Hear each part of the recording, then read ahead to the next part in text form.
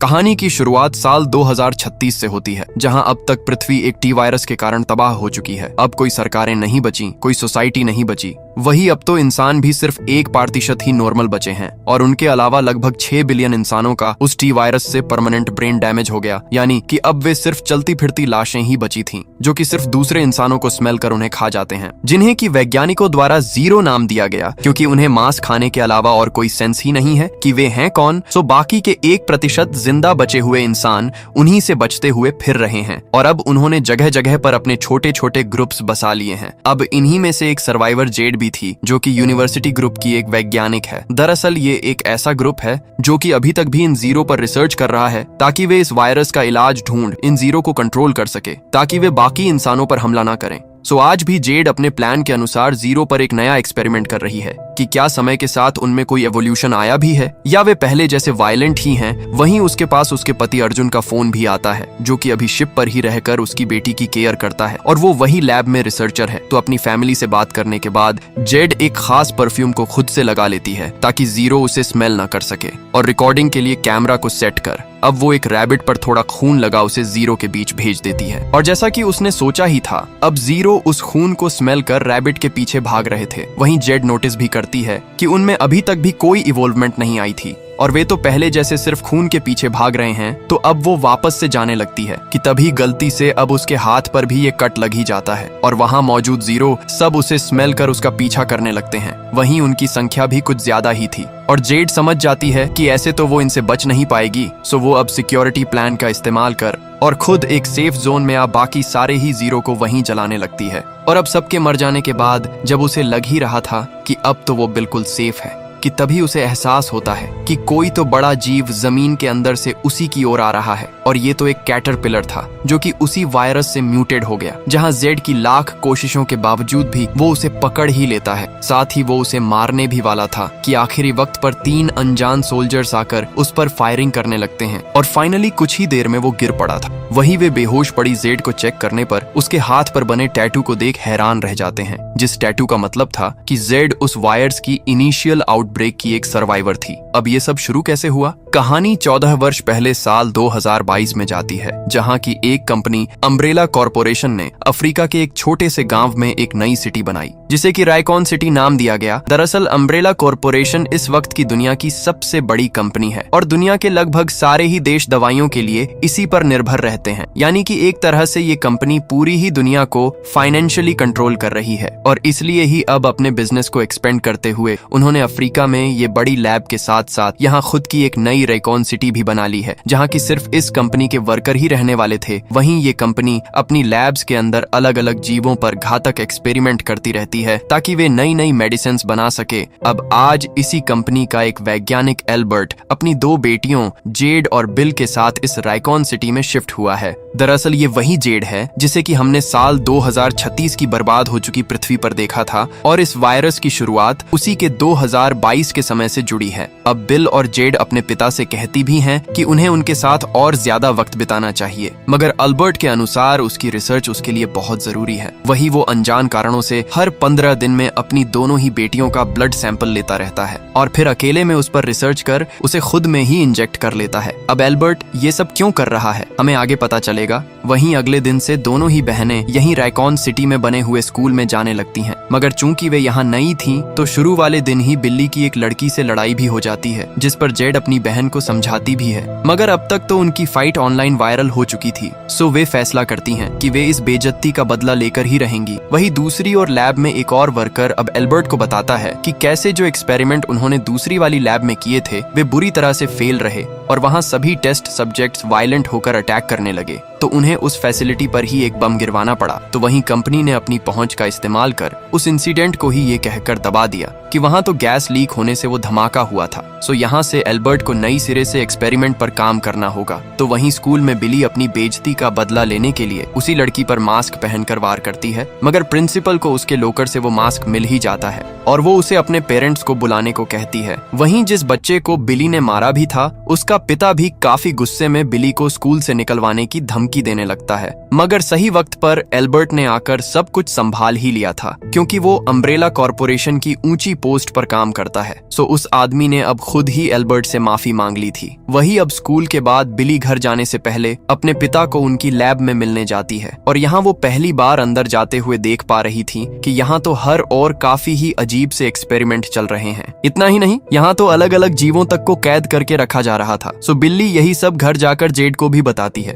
और दोनों यहाँ से सोचते हैं कि क्यों ना वे आज रात उसी लैब में जाकर देखें कि वहाँ जीवों के साथ होता क्या है। और अब वे चुपचाप से अपने सोते हुए पिता का सिक्योरिटी कार्ड चुराकर लैब में चली जाती है। वहीं सिक्योरिटी कार्ड तो उनके पास था ही, तो वो बिना किसी खास मुश्किल के अपने पिता की लैब तक आ पहुंची थी, जहां से अब वे अलग अलग पकड़े गए एनिमल्स की वीडियो बनाने लगती हैं। तो वहीं जेड अपने पिता का कंप्यूटर खोल रही थी। हालांकि इस पर लॉक लगा हुआ था, मगर उसे पता था कि उसके पिता हर जगह एक ही आईडी पासवर्ड यूज करते हैं, और वो भी अब उसे अनलॉक कर उसका डाटा देखने लगती है, जिसमें कि उसी फेल्ड एक्सपेरिमेंट की वीडियो थी। तो दूसरी ओर बिली गलती से एक लॉक्ड दरवाजे को खोल देती है, जिसमें से कि अब एक म्यूटेंट डॉग बाहर आता है, जो कि कहीं से भी नॉर्मल तो नहीं लग रहा था, और वो अब दोनों ही बच्चों को देख उन पर अटैक कर देता है, जिससे कि अब लैब में हर और अलार्म बचने लगे थे। वही वो डॉग कुछ ज्यादा ही स्ट्रांग था, जो कि जब लिफ्ट के दरवाजे को तोड़कर दोनों के ही पीछे भागता है, और चूंकि मेन दरवाजा अब तक लॉक हो चुका था, तो वो फाइनली बिली को बाइट कर उसे इधर से उधर घसीटने लगता है। और अपनी बहन को बचाने के लिए जेड फाइनली एक रोड से डॉग पर वार कर उसे मार डालती है, और अपनी बहन को देखती है, जो कि अब बुरी तरह से घायल हो गई थी। अब प्रेजेंट यानी कि साल 2036 में जेड उन्हीं सोल्जर्स के कैंप में उठती है जिन्होंने उसे उस म्यूटेंट कैटरपिलर से बचाया था, और अब वो ट्रेस करने लगती है कि वो है कहाँ, कि तभी उसे एक आदमी रिसीव करता है, और जेड कहती है कि उसे कैसे भी करके अपने ग्रुप में अपने पति अर्जुन और बेटी के पास वापस जाना है। मगर वो आदमी अब एक फ्लेयर गन से जेड को दिखाने लगता है कि यहाँ से कोई बाहर चलकर नहीं जा सकता, क्योंकि इस छोटी सी कम्युनिटी की दीवारों को चारों ओर से हजारों जीरो ने घेर रखा है, और यहाँ सिर्फ एक ही हेलीकॉप्टर है जो कि अभी बाहर सप्लाई ढूंढने गया है। सो उसके वापस आने के बाद ही वो यहाँ से निकल पाएगी। अब यहाँ दोनों बातें कर ही रहे थे कि तभी अनाउंस होता है कि अम्ब्रेला कॉरपोरेशन के हेलीकॉप्टर्स उन्हीं की कम्युनिटी की ओर आ रहे हैं। दरअसल अम्ब्रेला कॉरपोरेशन ने 2022 की अपनी लैब से भागे हुए सभी ही सर्वाइवर्स पर इनाम रखा हुआ था, जिन्हें कि वे जिंदा चाहते हैं, और जेड का नाम उसी लिस्ट में नंबर 1 पर है। सो वो आदमी अब जेड पर गन पॉइंट कर उसे छिपा देता है, ताकि उसे अम्ब्रेला कॉरपोरेशन को बेचकर पैसे ले सके। मगर अब अम्ब्रेला सोल्जर्स का लीडर बैक्टर नीचे आते ही सबको जान से मारने लगता है, और अपने सोल्जर्स को ऑर्डर देता है कि वे किसी को भी यहाँ से जिंदा जाने ना दें। तो वहीं जेड मौका पाकर वहाँ से भागने की कोशिश करने लगती है। हालांकि अभी तक अम्ब्रेला सोल्जर्स ने वहां आग लगा दी थी, और बैक्स्टर खुद ही जेड के सामने आकर कहने लगता है कि उन्हें काफी समय से उसकी तलाश थी, और वो उनके बहुत काम आएगी। मगर अब उनसे बचने के लिए जेड सीधा हजारों जोम्बी के बीच ही कूद जाती है, और अब उसे देख सारे ही जीरो उस पर अटैक करने टूट पड़े थे, जिनसे कि वो बचकर भागती भी है। मगर आखिरकार वो एक शीशे की दीवार में फंसी गई थी। तो ऊपर से बैक्स्टर फिर से कहता है कि जेड यहाँ से कैसे भी नहीं निकल सकती, सो उसे खुद को उन्हें सौंप देना चाहिए। मगर अब तक वहाँ के लोकल्स गाड़ी लेकर वहाँ से निकल रहे थे, सो जेड जल्दी से भागकर एक गाड़ी में चढ़ जाती है। हालांकि उन्हें अब तक बहुत सारे जोम्बी घेर चुके थे, और वे गाड़ी में मौजूद लोगों को एक एक कर काटने लगते हैं, जिनके बीच अब जेड किसी तरह से खुद को बचा। अब वो गाड़ी लेकर अकेली ही वहाँ से निकल ही जाती है, और पूरी रात ड्राइव करने के बाद वो एक दूसरी कम्युनिटी में पहुंच जाती है, जहां से कि वो कुछ देर के लिए अम्ब्रेला सोल्जर से छिप सके। यहाँ वो मेलिंडा नाम की एक औरत के घर जाती है, जिसे कि वो पहले से जानती थी, और मेलिंडा उसे रहने के लिए कमरा दे देती है। यहाँ से जेड अपने पति अर्जुन को फोन कर अब सारी ही डिटेल्स बताती है कि कैसे हमारे सोल्जर्स उसके पीछे पड़े हैं, और अर्जुन उसे आइडिया देता है कि वो यहाँ से नदी के रास्ते एक दूसरी कम्युनिटी ब्रदरहुड में चली जाए, जहाँ के अम्ब्रेला सोल्जर्स नहीं जा सकते। वहीं जेड ये भी पाती है कि दरअसल मेलिंडा का पति बैरी वो भी म्यूटेड हो चुका था, सो मेलिंडा ने उसे बाथरूम में ही बांध दिया।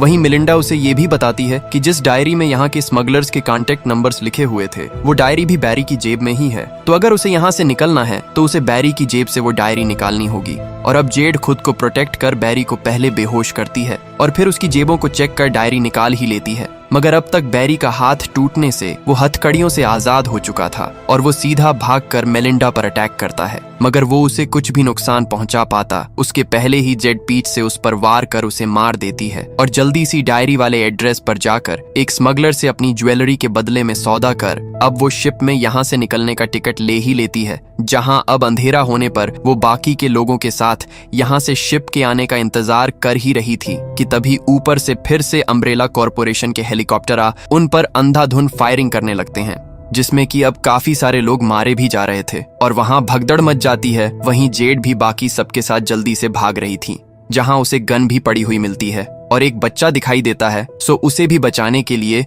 वो उसे उठाकर एक वेयर हाउस में जा छिपती है। वहीं बाहर अब तक बैक्टर के सोल्जर्स ने सभी को मार दिया था, मगर बैक्टर कहता है कि उन्हें कैसे भी करके जेड को ढूंढना ही होगा क्योंकि वो उनके लिए बहुत जरूरी है, चाहे उन्हें इसके लिए कुछ भी क्यों ना करना पड़े। अब अम्ब्रेला कॉरपोरेशन इस तरह ऐसे जेड के पीछे क्यों पड़े हैं, उन्हें उसे चाहिए क्या, हमें जल्दी पता चलेगा। तो वहीं जेड ने जिस बच्चे को बचाया भी था, अब उसके पेरेंट्स भी उसी वेयरहाउस में आ जाते हैं और वे साथ मिलकर यहाँ से निकलने का फैसला करते हैं। वहीं साल 2022 में उस म्यूटेड डॉग के काटने के बाद छोटी जेड अपनी बहन बिली को वहां से लेकर निकल ही रही थी कि तभी वहां अल्बर्ट भी आ जाता है और देखता है कि दोनों ने ही उसकी पीठ पीछे यहाँ लैब में आकर ये क्या कर दिया। सो वो जल्दी से बिल्ली के घाव को देखकर उन्हें पीछे वाले दरवाजे से भगाने लगता है, ये कहकर कि वे यहाँ से हॉस्पिटल में ना जाएं और किसी को भी पता ना लगने दे कि वे यहाँ लैब में आई भी थी, क्योंकि अब तक अलार्म बजने की आवाज से लैब के बाकी गार्ड्स वहाँ पहुंच ही रहे थे। तो एल्बर्ट जल्दी से सारे ही सीसीटीवी फुटेज को डिलीट करने लगता है ताकि अपनी बेटियों के यहाँ आने के सबूत मिटा सके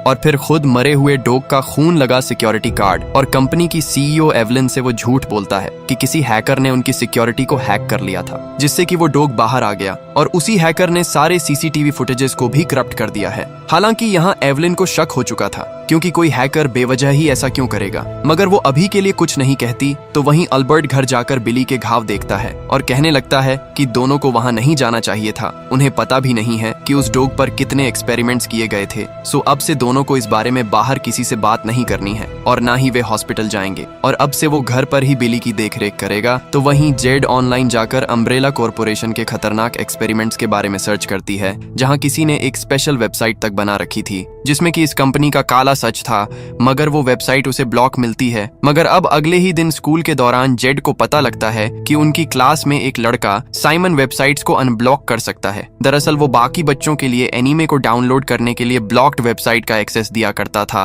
और वो जेड को बताता भी है कि पूरा ही इंटरनेट अम्ब्रेला कॉरपोरेशन के कंट्रोल में है, तो वे जिसे चाहे उस पेज को ब्लॉक कर सकते हैं और वो अब जेड के रिक्वेस्ट करने पर उसे वो वेबसाइट अनलॉक करके दे ही देता है। जहां की जेड देखती है इस वेब वेबसाइट को एक रिपोर्टर ने बनाया था, जिसने की लिखा भी हुआ है कि अम्ब्रेला कॉरपोरेशन के एक्सपेरिमेंट के बाद से लोग वायलेंट हो उठते हैं और एक दूसरे पर अटैक करने लगते हैं। सो जेड अब उसी साइट पर मेल भेजती है कि उसने भी ऐसा ही कुछ देखा था, जिसके तुरंत बाद उसी साइट के एडमिन एंजल का कॉल आता है और वो बताता है कि कैसे उसने सालों से नोटिस किया है कि ये कंपनी पहले लीगल एक्सपेरिमेंट्स करती है और फिर उसे अपनी पहुंच के इस्तेमाल से दबा देती है। इसीलिए ही उसके रिपोर्ट करने के बावजूद कोई भी न्यूज चैनल उसकी खबरों को पब्लिश करने को तैयार नहीं है। सो वो जेड से मिलने आएगा ताकि उसे और सबूत मिल सके। तो वहीं दूसरी ओर एल्बर्ट हर बार की तरह आज भी अपनी बेटियों का ब्लड खुद में इंजेक्ट कर रहा था, जिसके की बाद वो एवलिन से मिलने जाता है और बताता है कि उनकी कंपनी को ये नई मेडिसिन नहीं बनानी चाहिए क्योंकि इसके भयंकर साइड इफेक्ट्स हो सकते हैं।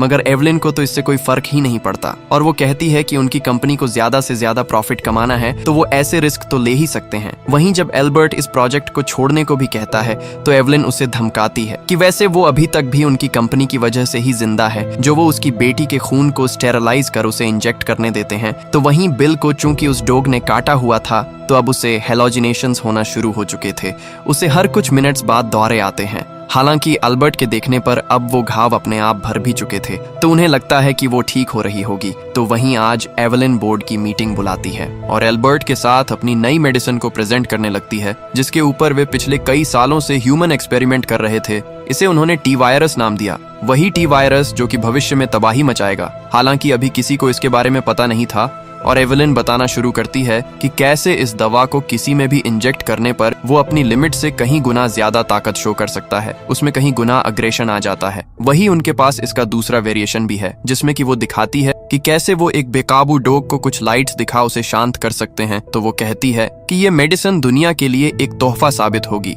और इसे वे एनर्जी के रूप में प्रमोट कर सकते हैं। यहाँ हालांकि बोर्ड मेंबर्स पूछते भी हैं कि क्या हो अगर कोई इस दवा को लिमिट से ज्यादा खा ले, मगर एवलिन के अनुसार इसका तो अभी उन्हें भी नहीं पता। वहीं दूसरी ओर बिली के हेलोजिनेशंस बढ़ते ही जा रहे थे, मानो उसका दिमाग धीरे धीरे बंद हो रहा हो और वो किसी जानवर में बदल रही हो। जहां वो जेड को बताती भी है कि अब उसे ज्यादा दर्द महसूस नहीं होता, वही लाइट्स और साउंड्स उसे चुभ रहे हैं। सो उसके साथ कुछ तो गलत जरूर से है। मगर जेड उसे शांत करती है कि ये सब दवाइयों का साइड इफेक्ट हो रहा होगा, इसलिए उसे ऐसा फील हो रहा है और जल्द ही सब कुछ ठीक हो जाएगा। तो वहीं प्रेजेंट यानी कि साल 2036 में जेड उस फैमिली के साथ स्मगलर्स के पास पहुंच चुकी थी, जहां से वे उन्हें काफी सारे पैसे और वो कार रिश्वत में देते हैं ताकि उनकी गाड़ियों में बैठ वे उन्हें ये एरिया पार करवा दें, जिसके बाद सभी रिफ्यूजीज को गाड़ियों में डाल वहां से ले जाया जाने लगता है। तो वहीं उनके निकलते ही अब बस्टर भी वहीं पहुंच चुका था और वो जेड के बारे में पूछने लगता है कि क्या वो यहाँ आई थी। शुरू में तो वो आदमी इसके लिए मना कर देता है, मगर बाद में बैक्टर जेड की कार को देख समझ ही जाता है कि वो अभी अभी यहाँ से निकले हुए काफिले में थी। सो वो अपने सोल्जर्स के साथ उनके पीछे पीछे निकल पड़ता है। तो वहीं जेड वाली गाड़ी तो रास्ते में रुकी हुई थी,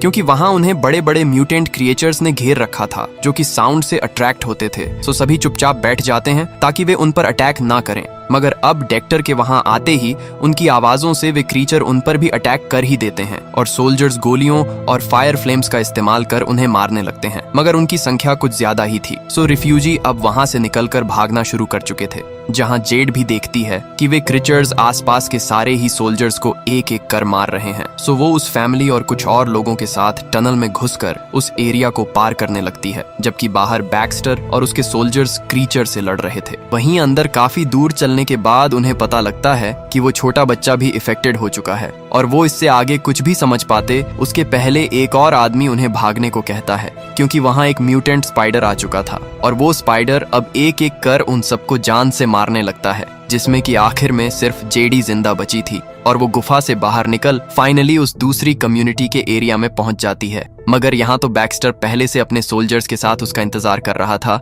और चूंकि वे सभी ब्रदरहुड कम्युनिटी के एरिया में थे तो वे बैक्स्टर और उसके साथियों के साथ अब जेड को भी पकड़ ही लेते हैं। वहीं साल 2022 में वही रिपोर्टर एंजल जेड से मिलने रैकून सिटी में पहुंच चुका था और जब उसे बिली के बारे में पता लगता है कि उसे म्यूटेंट डॉग ने काट लिया है तो वो उन्हें सतर्क करता है कि ये कितना खतरनाक है, क्योंकि एक ऐसे ही एक्सपेरिमेंट के दौरान इस कंपनी के टेस्ट सब्जेक्ट्स वायलेंट हो गए थे, जिसकी खबर उन्होंने दबा ली ताकि हम लोगों को पता न लगे। मगर अब आगे जो एंजल उन्हें बताने वाला था वो तो और भी अजीब था और वो कहता है कि उसने उनके बारे में सारे ही रिकॉर्ड्स चेक किए हैं, जिनके अनुसार उन दोनों का ही पिता एल्बर्ट तो साल 2009 में ही मर चुका है और अगर वो साल 2009 में ही मारा गया तो फिर ये एल्बर्ट है कौन। इतना ही नहीं, गवर्नमेंट रिकॉर्ड्स में भी इन दोनों ही बहन का कोई नाम नहीं है और ना ही ये रिकॉर्ड है कि वे पैदा कब और कैसे हुई थी, जिसे कि सुनकर तो अब दोनों ही डर जाती हैं और वहां से भागकर घर आने लगती हैं। तो वहीं पीछे उस रिपोर्टर को अम्ब्रेला के गार्ड्स पकड़कर एवलिन के पास ले जाते हैं, जहां की वो एवलिन से कहता भी है कि वो सबके सामने उनकी कंपनी का भांडा फोड़ कर ही रहेगा, जो वे इंसानों और जानवरों पर इतने सारे इल्लीगल एक्सपेरिमेंट्स कर रहे हैं। तो वही प्रेजेंट में जेड बैक्टर और उसके साथियों को ब्रदरहुड कम्युनिटी के लोग अपने अड्डे पर पकड़कर ले जा रहे थे, जहां की बैक्टर कहता है कि उसके हाथ में ट्रैकर लगा हुआ है, सो अम्ब्रेला फोर्सेस उसे ट्रैक कर यहाँ पहुंच ही जाएंगी और उन्हें निकाल लेंगी। यहाँ वे उनके केज में जाते हैं जहाँ के बहुत सारे म्यूटेंट इंसानों को बंधक बनाकर रखा गया था। वहीं उन्हें यहाँ के लीडर के सामने पेश किया जाता है और वो कहता है कि टी वायरस का फैलाना सबसे अच्छी घटना थी, क्योंकि अब उस जैसे लोग ही दुनिया में सरवाइव करेंगे। सो वो सभी को जेल में डलवा देता है और वे देखते हैं कि कैसे ये लोग उन म्यूटेंट हो चुके जीरो को बांध कर रख रहे हैं और उनसे काम करवा रहे हैं, जिससे कि हर ओर पावर जनरेट हो सके। वहीं कुछ देर बाद बैक्टर के एक साथी को जेल से निकाला जाता है और उसके मांस को काटकर जीरो को खाने के रूप में फेंक दिया जाता है, जहां सभी उसे खाने लगते हैं, जिनमें से एक इन जीरो की लीडर मदर जीरो भी थी और उसके इशारे पर अब खाने के बाद सभी फिर से काम पर लग जाते हैं और जेड को उसे देखकर रियलाइज होता है कि असल में ये जीरो इवोल्व हो ही गए और वो मदर जीरो इन सबको कंट्रोल कर रही है। तो अगर वो किसी तरह से उस मदर जीरो को पकड़ उस पर रिसर्च करें, उस पर एक्सपेरिमेंट्स करें, तो उन्हें कुछ काम का मिल ही जाएगा, जिससे कि वे बाकी जीरो को कंट्रोल कर सके। और जेड इससे खुश होती है, क्योंकि वो इसी के लिए तो भड़कती फिर रही थी कि तभी बैक्टर जेडा से कहता है कि क्यों ना वे साथ मिलकर यहाँ से निकले और फिर वो आगे रिपोर्ट कर देगा कि जेड मारी जा चुकी है। और जेड के हाँ कहने पर अब दोनों जेल को तोड़कर वहां से भागने लगते हैं और वहां के गार्ड्स को मार अब वे बैक्टर के साथियों को छुड़ाते हैं। और साथ मिल उनसे लड़ने लगते हैं। हालांकि अभी भी वे यहाँ बंद ही थे, सो बैक्टर बिना देखे सारे ही लीवर्स को खींचने लगता है ताकि दरवाजे खुल ही जाए और वे यहाँ से निकल सके। मगर अब उसने गलती से म्यूटेंट जीरो का भी दरवाजा खोल ही दिया था, जिससे कि अब वे जीरो भी उन पर अटैक कर देते हैं और वे जीरो और गार्ड्स दोनों वहां से निकलने लगते हैं। तो वहीं जेडा को अपना मिशन पूरा करना था और वो मौका पा अब पूरी टीम से अलग होकर मदर जीरो के पास जाती है और उसके सिर को काट देती है ताकि उसे अपने साथ ले जाकर उस पर रिसर्च कर सके। और वो अब उसके सिर के साथ वहां से निकलने लगती है, जहां की बैक्टर लगातार जीरो को मारते जा रहा था।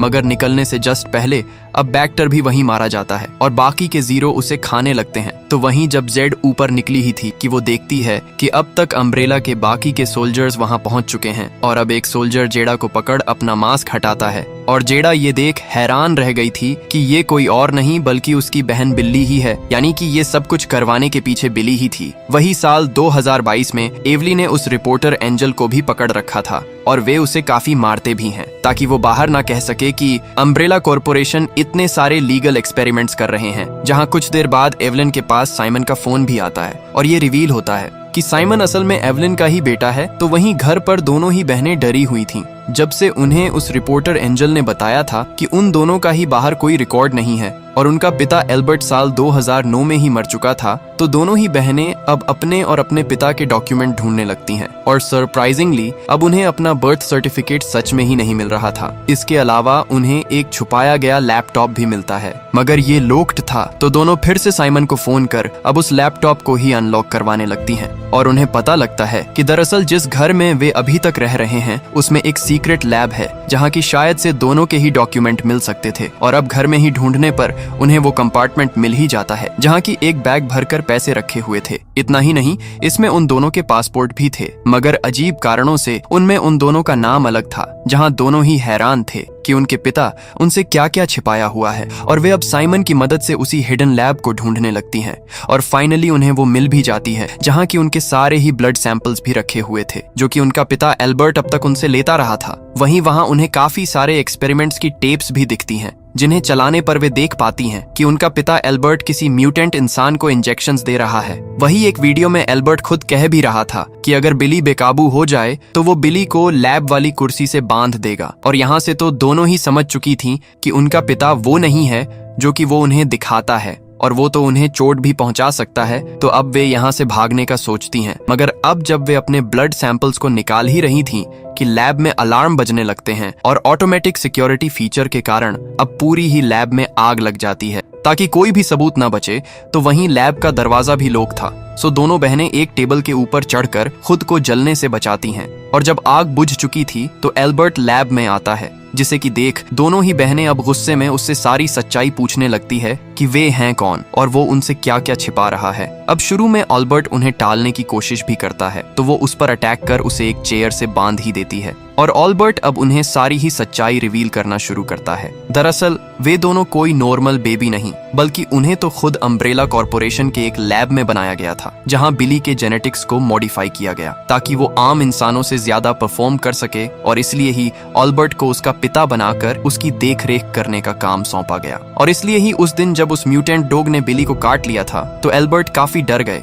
क्योंकि अगर अम्ब्रेला कॉर्पोरेशन को ये पता चला कि एल्बर्ट की लापरवाही से उनकी लैब एक्सपेरिमेंट बिली में वायरस चला गया तो वे उसे मार डालते। और वहीं टी वायरस बिल्ली को बदलने की कोशिश भी कर रहा है, मगर बिली की बॉडी उसे अभी तक भी रोक रही है। अब ये जान के कि दोनों ही बहनें अम्ब्रेला कॉर्पोरेशन के सिर्फ एक्सपेरिमेंट्स ही हैं और कुछ नहीं, अब वैसे काफी दुखी होती हैं। और एल्बर्ट आगे कहता है कि क्या उस रिपोर्टर को पता है कि बिली को काटा गया था, जिस पर कि वे हाँ कहती हैं। और एल्बर्ट इससे काफी डर जाता है कि उन्हें जल्द से जल्द उसे रोकना होगा, वरना अगर अम्ब्रेला कॉर्पोरेशन को ये पता लगा कि उनकी लैब एक्सपेरिमेंट कंटिमिनेट हो चुकी है तो वे बिली को जान से मार देंगे। जिसके बाद दोनों को ही एल्बर्ट पर भरोसा भी हो जाता है, क्योंकि बेशक से वो उनका असली पिता ना हो मगर उसी ने उन्हें पाला था और वे जानती थीं कि एल्बर्ट कभी उनका बुरा नहीं चाहेगा। वहीं सुबह होते ही एल्बर्ट रिपोर्टर के पास जाता है और पूछता है कि क्या उसने बिली के बारे में एवलिन को सब बता दिया। और अब उसके मना करने पर कि उसने किसी को कुछ नहीं बताया, सो एल्बर्ट अब उसे जहर का इंजेक्शन दे ही देता है ताकि वो इसके बारे में किसी को बता ना पाए। और कुछ ही देर बाद अब उस रिपोर्टर की भी मौत हो ही गई थी तो वहीं एवलिन को पता लगते ही वो समझ जाती है कि उसे एल्बर्ट ने ही मारा होगा और वो अब उसे ही पकड़ लेती है और कहती है कि वो उनसे कुछ तो जरूर छिपा रहा है। वहीं एल्बर्ट को जिस रूम में बंद किया गया था, अब वो वहां देखता है कि वहां उसके अलावा एक और उसके जैसा वर्जन उसे देख रहा है, बस उसकी बियर सूखी हुई थी। वहीं साल 2036 में अब बिल्ली जेड को पकड़ कर ले आई थी और अब वो जेड को बताने लगती है कि वो दरअसल अम्ब्रेला कॉर्पोरेशन की ही मालकिन एवलिन के लिए काम करती है ताकि एवलिन पूरी दुनिया को कंट्रोल कर सके। वहीं वो आगे कहती है कि उसे पिछले 10 सालों से ना चाहते हुए भी एवलिन के लिए काम करना पड़ा क्योंकि उसी ने लैब में उसे पकड़ लिया था, मगर अब वो जेड को एवलिन के हाथों में नहीं जाने देगी और ये कहकर अब वो जेड के हाथों से ट्रैकर निकाल लेती है जिसकी मदद से अब तक अम्ब्रेला सोल्जर्स उसे ट्रैक कर पा रहे थे। सो जेड जल्दी से वही मदर जीरो वाला सिर ले अब वहां से निकल जाती है ताकि इस पर रिसर्च कर सके और यहाँ से वो फाइनली अपनी रिसर्च वाली शिप पर पहुंच जाती है जहाँ की वो काफी टाइम बाद अपने पति अर्जुन से मिल रही थी, जो कि उसे बताता भी है कि उन्होंने हाल ही में नोटिस किया है कि अब तो ये जीरो पानी में भी जी पा रहे हैं। तो अब जेड शिप पर मौजूद एक और वैज्ञानिक अमृता के साथ उस कटे हुए सिर पर रिसर्च करना शुरू करती है कि कैसे वो बाकी जीरो को कंट्रोल कर पा रही थी और वे समय के साथ साथ पाने भी लगते हैं कि इस लेडी में अजीब कारणों से 2 अलग अलग तरह के एंजाइम्स बन रहे थे और उन्हीं को स्मेल कर बाकी के जीरो उसकी बात मान रहे थे। अब वे अलग अलग एक्सपेरिमेंट्स कर उन एंजाइम्स को 2 हिस्सों में बांटने लगते हैं, एक हिस्सा जो कि जीरो को अपनी ओर आकर्षित करेगा तो वहीं दूसरा हिस्सा जो कि जीरो को दूर रखेगा, मगर उन्हें इसकी टेस्टिंग के लिए किसी जीरो की जरूरत थी। सो रात को ही जेड एक छोटी सी बोट लेकर पानी से एक जीरो को निकालती है और उसे बिना जान से मारे बेहोश कर वापस से शिप पर ले आती है। लेकिन अब जब उसने उसे टेस्टिंग के लिए बांधा ही था कि तभी जेड की बेटी उससे मिलने आती है और वो जीरो को देख डर भी गई थी। तो जेड उसे समझाने लगती है कि कैसे वो इसे टेस्टिंग के लिए लाई है और अगर उसका एक्सपेरिमेंट कामयाब रहा तो फिर उन्हें कभी जीरो से डरने की जरूरत पड़ेगी ही नहीं। सो अब वो पहले उस बनाए गए सॉल्यूशन को खुद पर स्प्रे करती है और फिर जानबूझकर अपनी उंगली को काट खून निकालती है और उस जीरो के पास जाने लगती है जहां जैसा कि उसने गैस किया था उस सॉल्यूशन के कारण अब खून लगा होने के बावजूद वो जीरो जेड पर हमला नहीं करती। मगर अब जब उसकी बेटी करीब आती है तो चूंकि उसने वो सॉल्यूशन नहीं लगाया था अब वो जीरो पर टूट पड़ती है, तो वहीं उसकी ट्रेप भी कमजोर थी और वो सीधा जेड की बेटी के पीछे भागने लगती है कि अब बीच में अमृता के आने से वो उसे ही काट लेती है और अमृता वहीं मारी गई थी। सो तभी बाहर से बाकी लोग आकर उस जीरो को मार देते हैं। वहीं जेड सबसे माफी भी मांगती है क्योंकि उसी की गलती से अमृता मारी गई और उसने उस रो को अच्छे से नहीं बांधा था। वहीं अमृता का पति भी इससे और गुस्से में था, मगर अर्जुन उसे आकर शांत करता है कि तभी वे देखते हैं कि अम्ब्रेला कॉर्पोरेशन के हेलीकॉप्टर्स उन्हें चारों ओर से घेर रहे हैं और यहाँ से 2005 का फ्लैशबैक दिखाया जाता है जहाँ के अम्ब्रेला कंपनी की एक लैब में 3 एल्बर्ट काम कर रहे थे और यहाँ से रिवील होता है कि दरअसल ये तीनों ही एल्बर्ट असली नहीं है बल्कि एक वैज्ञानिक रियल एल्बर्ट के क्लोनस हैं जो कि उसने अपने काम जल्दी करने के लिए बनाए थे। दरअसल वो चोरी से अम्ब्रेला कॉर्पोरेशंस के उपकरणों का इस्तेमाल कर अपने ज्यादा से ज्यादा क्लोनस बनाते जा रहा था। तो एक दिन अम्ब्रेला सोल्जर्स ने उन पर रेड की और रियल एल्बर्ट उनके पास अपने क्लोनस को सबूत के रूप में नहीं छोड़ना चाहता था, इसलिए वो भागने से पहले जल्दी जल्दी में अपने तीनों ही क्लोनस को मारने लगा। मगर उससे पहले ही बाकी सोल्जर्स वहां पहुंच गए और रियल एल्बर्ट सिर्फ एक ही क्लोन को मार पाया, बाकी 2 को वहीं छोड़ भाग गया। वहीं बाकी 2 क्लोनस को एवलिन ने अरेस्ट कर लिया और अपने लिए काम करने के लिए मजबूर किया। अब थे तो वे क्लोनस ही और ना ही उनका कोई रिकॉर्ड था, तो वो उन्हें काफी आसानी से मार सकती थी। इसलिए ही वो रिपोर्टर जेड और बिली को बता भी रहा था कि सरकारी रिकॉर्ड्स के हिसाब से एल्बर्ट साल 2009 में मारा गया क्योंकि तब रियल एल्बर्ट मारा गया था। वहीं अब साल 2022 में दोनों ही क्लोनस एक दूसरे से पूरे 17 साल बाद मिल रहे थे, जहां दूसरा क्लोन खुद को बर्ड कहता है जिसने अभी तक भी एवलिन के लिए काम करने की हामी नहीं भरी थी और इसलिए ही वो अब तक यहाँ बंद रहा था और दूसरे एल्बर्ट को एवलिन ने अपनी लैब प्रोजेक्ट बिली और जेड की देखभाल के लिए रख लिया। मगर उसे खुद को चार्ज रखने के लिए बिली और जेड के ब्लड की जरूरत होती थी क्योंकि वो क्लोन था और वे दोनों जेनेटिकली मॉडिफाइड थीं। इसलिए ही वो कहानी के शुरू से उनका ब्लड खुद में इंजेक्ट करता रहा, मगर उन्हें पालते हुए वो उन्हें अपनी बेटियां ही मानने लगा और इसलिए उसने एवलिन को ये नहीं पता लगने दिया कि बिली को उस म्यूटेंट डॉग ने काट लिया है, वरना वो बिली को जान से मार देती और बिली को बचाने के लिए ही उसने उस रिपोर्टर को भी मारा और खुद पकड़ा गया। वहीं अब दोनों क्लोनस आपस में बात करते हैं और एल्बर्ट बताता है कि कैसे बिली और जेड को पालते हुए वो उन्हें अपनी बेटी ही मानने लगा है और बर्ड भी अब ये सुन कहता है फिर तो वो भी उनसे जरूर से मिलना चाहेगा और वे फील कर रहे थे कि वे भी आम इंसानों जैसे ही हैं, उनमें भी इमोशंस हैं। अब एवलिन एडवर्ड को बाहर बुला पूछने लगती है कि उसने उस रिपोर्टर को जहर देकर क्यों मारा, और अब वो उसे तड़पाकर उससे पूछताछ करने लगती है। तो वहीं अब तक दूसरे क्लोन बर्ट को भी बिली और जेड से मिलना था, जिसके बारे में उसे ऑल्बर्ट ने बताया था। सो वो पहले सेव कर वहां मौजूद सारे ही गार्ड्स को एक एक कर मार डालता है और बिल्कुल एल्बर्ट की तरह बाहर निकल ही जाता है,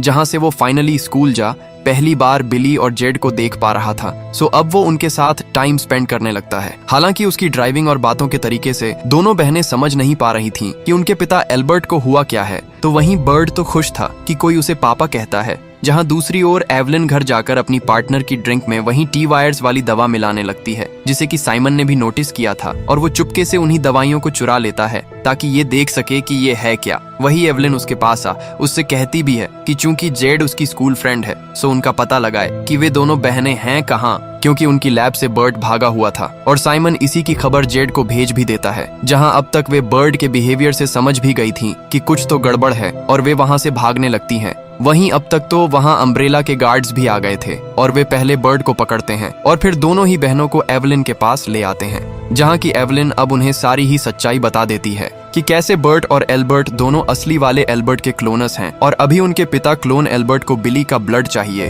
वरना वो तड़प तड़प कर मारा जाएगा। जहां वो आगे बताती है कि उन्होंने जेड और बिली को जेनेटिकली मॉडिफाई किया था ताकि वे उनके ब्लड को अपने कम में इस्तेमाल कर सके। अब एवलिन वो इंजेक्शन एल्बर्ट को दे ही देती है, जिससे कि वो फिर से ठीक हो गया था। तो वहीं साल 2036 में अम्ब्रेला सोल्जर्स जेड के शिप तक आ गए थे। तो जेड मदर जीरो के सिर को चेक करने पर उसमें एक ट्रैकर पाती है, यानी कि इसी की वजह से वे सोल्जर्स उन्हें ढूंढ पाए, और इसका मतलब था कि पहले जेड को अम्ब्रेला के अड्डे से भागने का एक ट्रैप था ताकि वे उनके शिप तक पहुंच सके और सभी को पकड़ सके। तो अब शिप का कैप्टन किनारे पर जाकर एवलिन से मिलता है, जहां वो कहती है कि उसे जेड की पूरी ही फैमिली और उनकी पूरी रिसर्च चाहिए, वरना वो शिप के साथ साथ उन सभी को जान से मार देगी। तो वहीं शिप पर जेड अपनी बेटी को शिप से भगाने लगती है ताकि एवलिन उसे ना पकड़ ले, और वो खुद एवलिन की शर्त पर उसके पास रिसर्च के साथ चली जाती है। मगर यहाँ तो उसे बहुत बड़ा झटका लगने वाला था और रिवील होता है कि दरअसल एवलिन तो खुद अपने बस में नहीं थी और उसे भी बिली ही कंट्रोल कर रही है, वो भी उसी मेडिसिन के इस्तेमाल से जो कि 2022 में अम्ब्रेला कॉर्पोरेशन बना रही थी, और साल 2026 से बिल्ली ही अम्ब्रेला कॉर्पोरेशन की हेड है और वहीं शुरू से सब कुछ कंट्रोल करती आ रही थी। सो जेड पूछती है कि फिर वो उसे क्यों पकड़ना चाहती थी, और जब उसने उसे पकड़ ही लिया था तो फिर जाने क्यों दिया। और यहाँ से बिलियम जेड को सब कुछ बताना शुरू करती है, जहाँ जब उसे म्यूटेंट डॉग ने बचपन में काटा था तभी से टी वायरस उसकी बॉडी में चला गया और उसे जीरो में ट्रांसफॉर्म करने लगा। और तभी उसे आइडिया भी आया कि जैसे कि उनके पिता जेड के ब्लड के इस्तेमाल से खुद को ठीक कर लेते थे, तो वो भी जेड के ब्लड से खुद को ठीक कर सकती है, क्योंकि जेड को लैब के अंदर जेनेटिकली इंजीनियर करके बनाया गया था। वहीं जब उसे उसने पकड़ा था तो उसे पता चला कि जेड की कोई बेटी भी है, तो उसने जानबूझकर उसे जाने दिया और उस मदर जीरो के सिर में ट्रैकर लगा दिया ताकि वो जेड को उसकी बेटी के साथ पकड़ सके। वहीं उसकी बेटी के अंदर भी जेड का ही ब्लड होगा और वे दोनों ही उसके काम आएंगे। और यहाँ से तो जेड समझ भी चुकी थी कि ये लोग उसके साथ साथ उसकी बेटी को भी जीवन भर के लिए गुलाम बनाकर रखने वाले हैं। तो वो अब उनसे बचने के लिए जानबूझकर अपने साथ लाया हुआ सॉल्यूशन बिखेर देती है, जो कि जीरो को अपनी ओर आकर्षित करता था। और अब जैसा कि होना ही था, हजारों की संख्या में जीरो इकट्ठा होकर बिल्ली के डेप पर अटैक कर ही देते हैं। वहीं सोल्जर्स के पास इतनी गोलियां भी नहीं थीं कि वे इतने सारे जीरो से भिड़ सके। जहां दूर खड़े शिप से बाकी लोग यहीं देख लेते हैं और अपने शिप को दूर ले जाने लगते हैं, वहीं उन्होंने अपने शिप से सेफ्टी के लिए एक म्यूटेंट हो चुके क्रोकोडाइल को भी बांधा हुआ था ताकि अगर कोई उन पर अटैक करे तो वो इसे उस पर छोड़ दें। वहीं साल 2022 में एवलिन एल्बर्ट से कहती है कि अब से उसे और उसकी बेटियों बिली और जेड को यही लैब में रहकर काम करना होगा। सो एक गार्ड दोनों ही बहनों को उनके घर सामान लेने जाता है, मगर वे लैब नहीं जाना चाहती थीं। सो जेड उस गार्ड का ध्यान भटकाती है तो बिली उस पैसों वाले बैग को लेने जाती है जिसमें कि उनके फेक पासपोर्ट भी थे। वहीं से लगातार दौरे भी बढ़ते जा रहे थे, मगर इसके बावजूद वे किसी तरह से बैग को लेकर भागने लगती हैं। हालांकि वो गार्ड उन्हें भागते हुए देख ही लेता है। वहीं अब तक बिली भी बेकाबू होने लगी थी और वो जानवर की तरह उस गार्ड पर टूट पड़ती है और जेडा को अकेले ही भागने को कहती है, जहां बाकी गार्ड्स के आने से पहले जेड तो वहां से भाग गई थी। तो वहीं बिली को पकड़कर एवलिन के पास लैब में ले जाया जाता है, जहां की एवलिन कहती है कि उसे पता है उसे डॉग ने काटा था, इसलिए ही वो वायलेंट हो रही है।